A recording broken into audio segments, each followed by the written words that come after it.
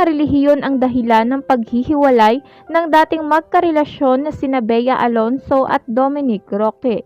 Ito ang report ni Ogie Diaz sa kanyang YouTube Showbiz Update Vlog. Matatandaan walang ibinigay na dahilan ng ex-couple kung bakit nila kinol off ang kasal.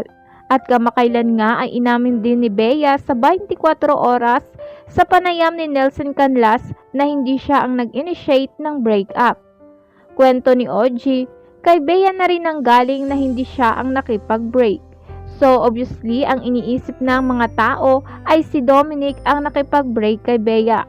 According daw sa mga narinig ni Ogie, itama naman si Bea.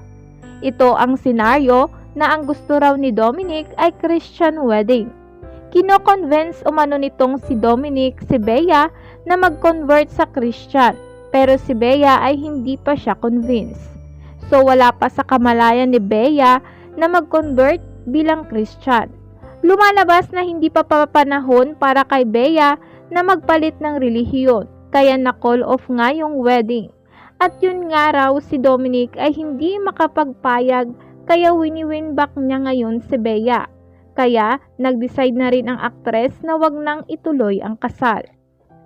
Sagradong Katoliko si Bea at ang buo niyang pamilya at sa katunayan ay nagpatayo siya ng maliit na kapilya sa pag-aari nilang Beati Firma Farm na may sukat na 16 hectares at matatagpuan ito sa Zambales. Say ni Ogie, alam mo Loy, sa pagkakaalam ko sa farm ni Bea sa Zambales, nagpatayo siya roon ng church at si Dominic naman base sa pagkakilala ko ay Christian talaga siya.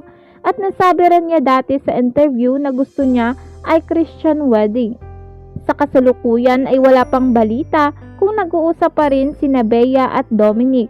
Pero base sa mga larawang ipinost nila sa kani-kanilang social media account ay mukhang nakamove on na silang pareho sa breakup.